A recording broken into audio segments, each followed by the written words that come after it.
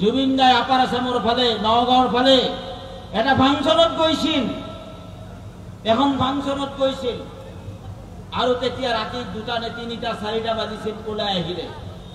ওলাই আহি দেখিলে এটা ঘৰত সৰু সৰু ল'ৰাবিলাকে কোৰআন মুখস্থ কৰি আছে। আমাৰ হাফিজিয়া মাদ্ৰাছা বুলি কয়। কোৰআনখন অন্তস্থ কণ্ঠস্থ 7 বছৰ বয়সৰ পৰা 12 বছৰ বয়সত গোটেই কোৰআনখনে মুখস্থ কৰি দিয়ে। আমাৰো মুখস্থ আছে গোটেইখিনিয়ে। তেওঁ ওলাই গৈ দেখিলে ইয়াতে কি হয়, কৈছে এইখন মাদ্ৰাছা হয়। বোলে কি কৰে ইয়াতে? ওই গোটেই কোৰআনখন মুখস্থ কৰিব, এওঁলোকৰ কামেই হ'ল এইটো, কোৰআনখন কেৱল মুখস্থ কৰিব। হয় নেকি? কাৰ ল'ৰা এইবোৰ? বোলে এইবোৰ ইতিম মানে অনাথ, বেছিভাগেই মাক বাপেকৰ নাই। সেই মানুহ আজি পাবলৈ নহ'ব অসমত বিচাৰি, ভাৰতবৰ্ষত দুনিয়াত বিচাৰি নাপাব আপুনি পৃথিৱীৰ ভিতৰত বৰ্তমান অৱস্থাত। সেই ফাংচনত যিবোৰ 7 লাখ 8 লাখ 10 লাখ টকা পাইছিল গোটেই মাদ্ৰাছাখনত দি থৈ আহিছিল। গোটেই মাদ্ৰাছাত দি আহিছে। সিদিনাখন পাইছে এজন ইমাম, আমাৰ ইয়াৰে কাহিনীপাৰাৰ নে ক'ৰ এটা, যে ৰোজাৰ মাহত ৰোজা ৰাখিবি আৰু মোৰ কাৰণে দোৱা কৰিবি।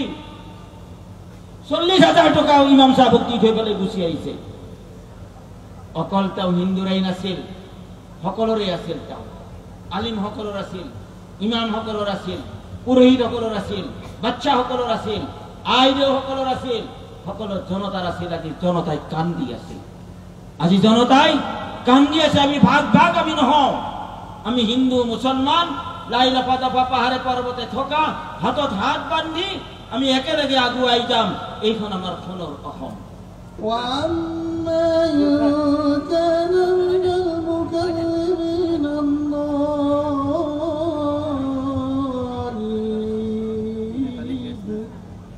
فنزل من حميم وتصلية جحيم إن هذا لهو حق اليقين فسبح باسم ربك العظيم। পাগল যিসকল আছে সেই সকলো অসমত আজি মৰ্মাহত। আজি বেলি পৰ্যন্ত আন্ধাৰ হৈছে, চন্দ্ৰ পৰ্যন্ত আমি আন্ধাৰ দেখিবলৈ পাইছো। যেনিবা এটা কিবা বস্তু আমাৰ সমাজৰ পৰা গুচি গ'ল আৰু নাইকিয়া হৈ গ'ল। আন্ধাৰত আমি ডুবি আছিলো। তেওঁ আজি জুবিন দাই মানুহৰ মাজত ভাই ভাতৃত্ব কায়েম কৰিবলৈ আহিছিল। কোন হিন্দু আছিল, কোন মুছলমান আছিল, কোন সৰু আছিল, কোন ডাঙৰ আছিল, কোন পাগল আছিল, কোন বেপাৰী আছিল, কোন চব্জিৱালা আছিল, সকলোকে সমান কৰি থৈ গ'ল। এইখন আমাৰ দেশ, এইখন এখন আমাৰ সোণৰ অসম। আমি সকলোৱে এনেকৈ আমি যিমান দিন আমি ইয়াত থাকিম, হিন্দু মুছলমান খ্ৰীষ্টান লাই লাফা দফা পাহাৰে পৰ্বতে থকা সৰু ডাঙৰ ৰজা প্ৰজা কান্ধে কান্ধে মিলাই যাম আমি। আৰু এইখিনি মিলাবলৈ এটা সময়ৰ কাৰণে বহুত দিন নহয়, 52 বছৰৰ বয়সত 100,000 বছৰৰ কাম কৰি থৈ গ'ল। যে পাগলক মৰম কৰিব লাগে, চব্জিৱালাক মৰম কৰিব লাগে, সকলোকে মৰম কৰিব লাগে। ৰজা বুলি কোনো কথা নাই, প্ৰজা বুলি কোনো কথা নাই। জুবিন দা জনতাৰ ৰজা আছিল, জনতাৰ হৃদয়ত সোমাই গৈছিল।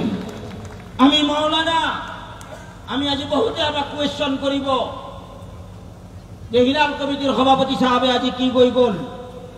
মই ঈদৰ ঘোষণা কৰো, ৰোজাৰ ঘোষণা কৰো, য'ত মোৰ ঘোষণাত 1 কোটি মানুহে নমাজ পঢ়ে, 1 কৰোড় মানুহে ৰোজা ৰাখে, কিন্তু আজি শুব পৰা নাই। জুবিন মনৰ মাজত, অন্তৰ সকলোৰে মাজত সোমাই গৈছে। হিন্দু বুলি কোনো কথা নাই, আলিম বুলি কোনো কথা নাই, পুৰোহিত বুলি কোনো কথা নাই। কি এটা দয়া উপজিছে যে আমি ক'ব নোৱাৰো। আজি সকলোতে জুবিনময়। তেওঁ জনতাৰ, তেওঁ পাব্লিকৰ, তেওঁ ৰাইজৰ